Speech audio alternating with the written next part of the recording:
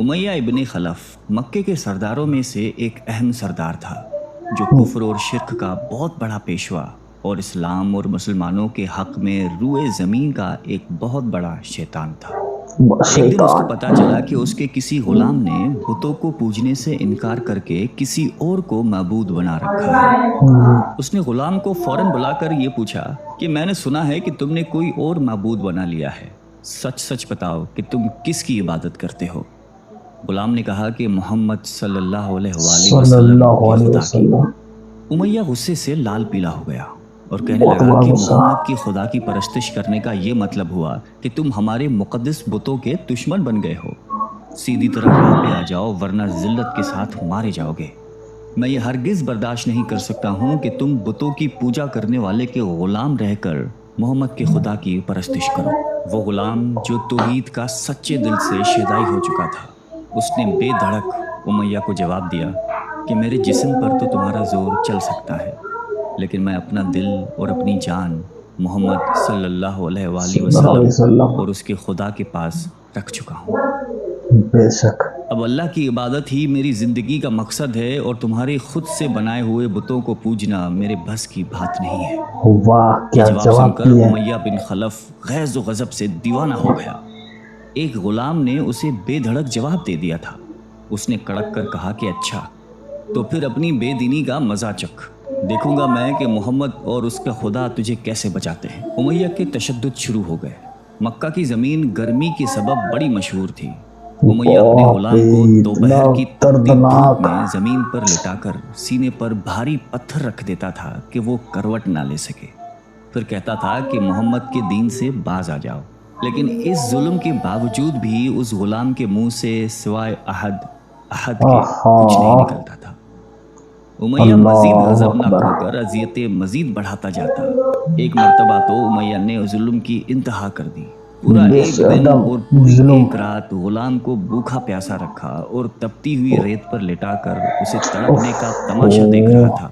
उसकी ये कोशिश भी गुलाम को हक से ना हटा सकी। आखिर थक हार कर उमैया ने मक्के के बदमाश लड़कों को बुलाया और उनसे कहा कि इस गुलाम को इतनी अजियतें दो कि ये मोहम्मद और उसके खुदा का नाम लेना भूल जाए। ये लड़के उमैया की खुशी हासिल करने के लिए उस बेबस गुलाम को बुरी तरह मारते पीटते थे। जिस्म के कपड़े उतरवाकर लोहे की चादरें पहनाकर तपती धूप में खड़ा कर देते थे, लेकिन गुलाम की ज़बान से अहद के सिवा कुछ नहीं निकलता था। इस्लाम की राह में ये बेपनाह अज़ियतें सहने वाले सहाबी कोई और नहीं बल्कि हज़रत बिलाल हबशी रज़ी अल्लाह ताला अन्हु थे। इन्हीं ज़ुल्म सितम के दौरान एक दिन हज़रत अबू बकर सिद्दीक़ रज़ी अल्लाह ताला अन्हु का उधर से गुज़र हुआ। आप रज़ी अल्लाह ताला अन्हु ने उमैया से फरमाया कि ए उमैया, इस बेकस और मज़लूम पर इतने जुल्म सितम ना कर। उसने तुम्हारा क्या बिगाड़ा है? वो खुदाए वाहिद की इबादत करता है। अगर तू इस पर एहसान करे तो ये एहसान आखिरत में तेरे काम आएगा।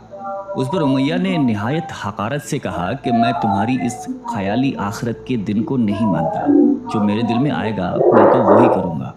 सिद्दीक़ अकबर उस जवाब पर काफ़ी अफसरदा हुए, लेकिन फिर भी आप रज़ी अल्लाह ताला अन्हु ने उसे समझाया कि इस मजलूम पर जुल्म व सितम के पहाड़ तोड़ना तेरी शायान शान नहीं है। जिस पर उमैया ने तंग आकर कहा कि अगर तुम इसके इतने हमदर्द हो तो इसे खरीद क्यों नहीं लेते।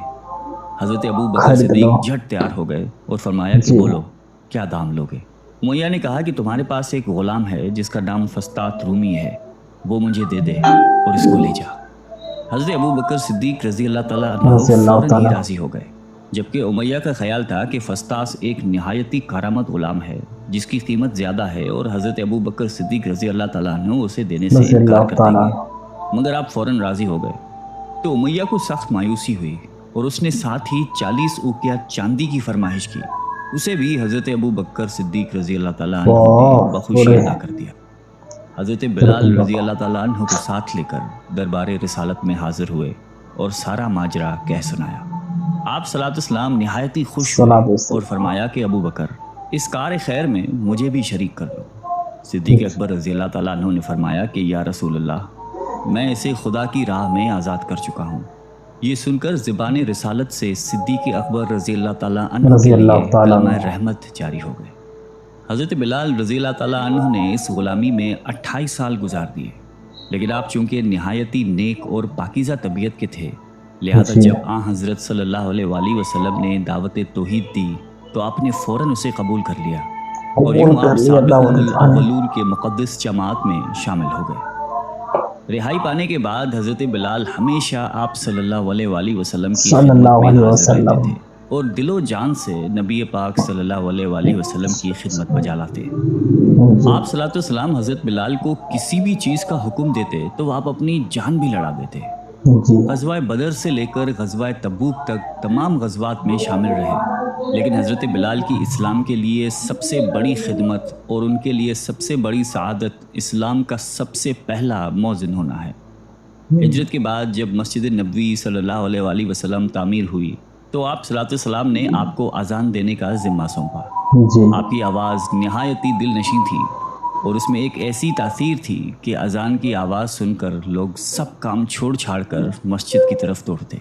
8 ہجری میں جب مکہ فتح ہوا تو کعبے کو بتوں سے پاک کرنے کے بعد آپ صلی اللہ علیہ وسلم نے حضرت بلال سے فرمایا کہ اے بلال، کعبے کی چھت پر کھڑے ہو کر اذان دو، اور یہ مبارک سلسلہ حضور صلی اللہ علیہ وآلہ وسلم کی حیات مبارکہ تک اسی محبت اور عقیدت کے ساتھ جاری رہا۔ لیکن 11 ہجری میں جب آپ صلی اللہ علیہ وسلم نے سفر آخرت اختیار کر لیا تو اس عاشق رسول صلی اللہ علیہ وآلہ وسلم پر غم کا پہاڑ ٹوٹ پڑا اور مدینے میں رہنا اب آپ کے لیے دشوار ہو گیا۔ آپ کو ہر وقت پیارے نبی صلی اللہ علیہ وآلہ وسلم کی یاد ستاتی رہتی تھی۔